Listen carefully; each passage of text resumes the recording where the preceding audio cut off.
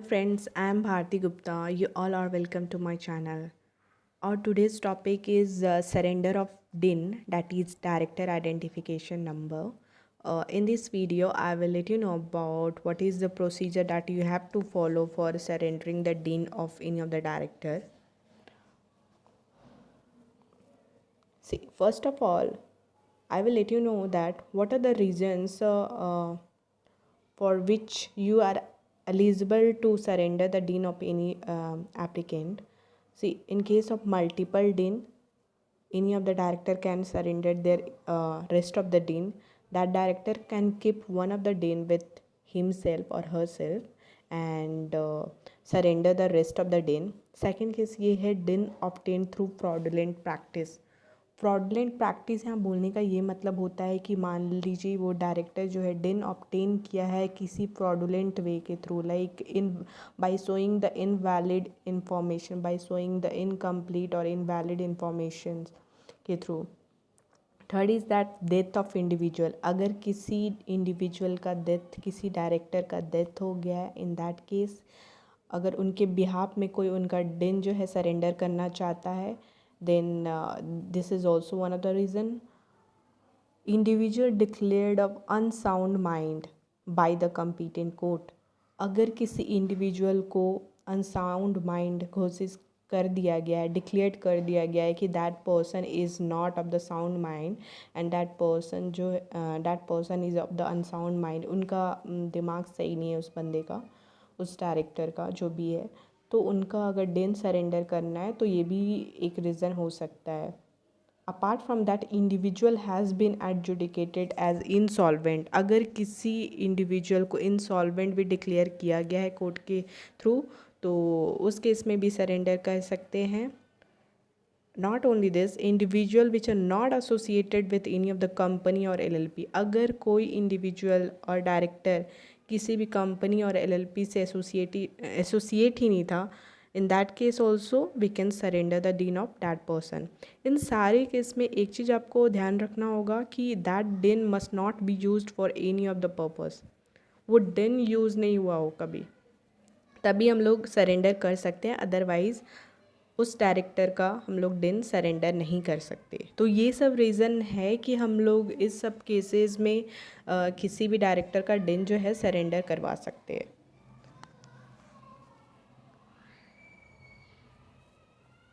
See friends, what you have to do, this is one of the simplest process I can say that, because you don't have to do anything more in this case. See, simply you have to go to website of www.mca.gov.in. This is the MCA website. You have to go there and download the form number DIR5. DIR5 you will download. This form is mainly for the application for surrender of director identification number. What you will find in that form, what are the information you have to provide there? Simply you have to provide the information relating to the DIN holder, father's name, photograph of DIN holder, obviously you have to attach there. Reason for surrender of DIN, what are the reason why are you going to surrender this DIN? So what ever I said you earlier कि आपको ये reason में ही surrender कर सकते हैं आप डिन. तो जैसे इन पे जो रीज़न है, जैसे कि मल्टीपल डिन है, रॉन्गफुल मैनर से डिन ऑब्टेन किया गया था, डेथ हो चुका है कंसर्न इंडिविजुअल का, उसके अलावा कोर्ट के थ्रू जो है जो इंडिविजुअल को है अनसाउंड माइंड डिक्लेयर किया गया है, इंसॉल्वेंट डिक्लेयर किया गया है, या फिर इंडिविजुअल जो है कभी भी एसोसिएटेड ही नहीं था, मतलब कि अभी एसोसिएटेड ही नहीं है किसी कंपनी या फिर LLP से, तो ये सब रीज़न में जो है सरेंडर कर सकते हैं. इनमें से जो भी रीज़न आपका है वो आप सेलेक्ट कीजिए. सी फोर्थ नंबर पॉइंट में आप इस फॉर्म में देखेंगे कि पूछेगा आपसे वेदर डिन होल्डर इज़ रिटेनिंग एनी डिन.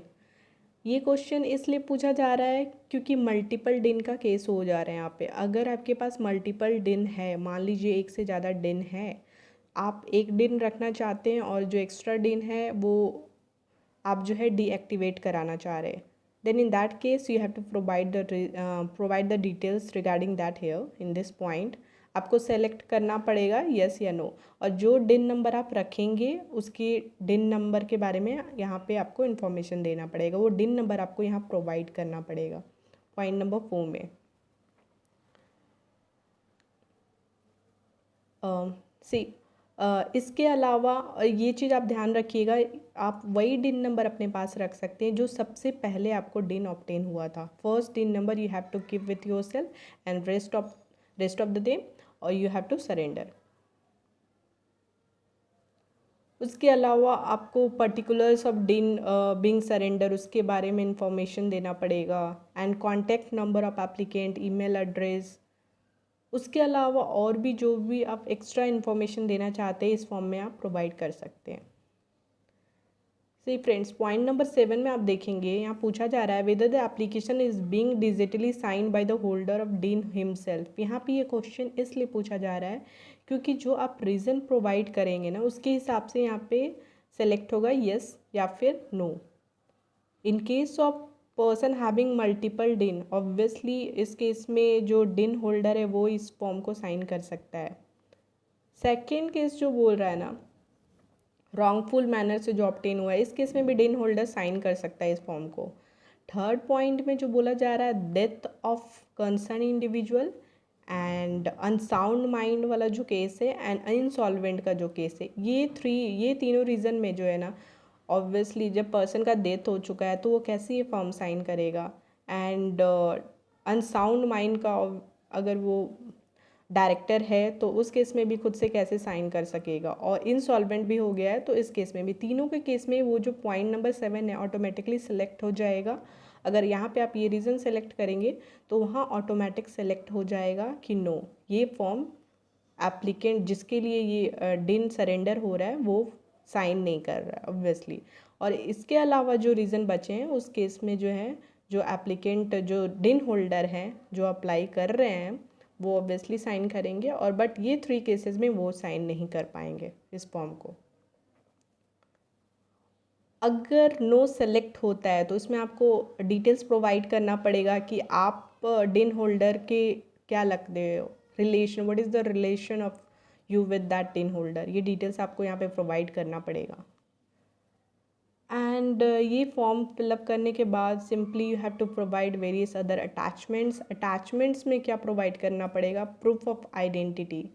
सी फ्रेंड्स, प्रूफ ऑफ आइडेंटिटी में आपको इन्फॉर्मेशन जैसे कि voter ID card, passport, driving licence, Aadhaar card, PAN card, ये सब इन्फॉर्मेशन कुछ भी जो है प्रोवाइड कर सकते हैं इसमें से। प्रूफ ऑफ रेसिडेंस में आपको प्रोवाइड करना पड़ेगा Aadhaar card, driving licence, electricity bill, telephone bill, इनमें से कुछ भी आप अटैच कर सकते हैं।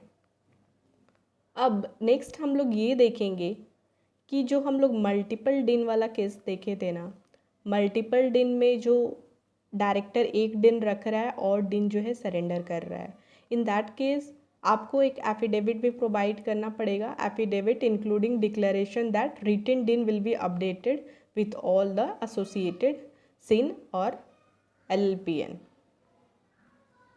तो उस केस में आपको एफिडेविट भी अटैच करना पड़ेगा। यहाँ पे एडिशनल अटैचमेंट में you have to provide the affidavit in case of multiple DIN and you are retaining any one of the DIN. In case of death के केस में आपको यहाँ एडिशनल अटैचमेंट में डेथ सर्टिफिकेट अटैच करना पड़ेगा कि उस बंदे का डेथ हो चुका है, उस डायरेक्टर का डेथ हो चुका है।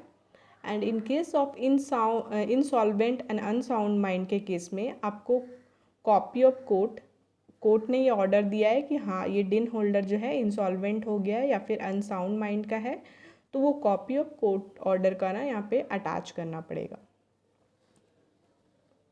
बस यहाँ पे ऑप्शनल अटैचमेंट में आप जाके अटैच कर सकते हैं ये सारा इन्फॉर्मेशन, एंड उसके अलावा फिर simply you have to attach the DSC of the person who are signing this form, and that must be certified by the practicing professionals, that may be either chartered accountant or cost accountant or else practicing company secretary.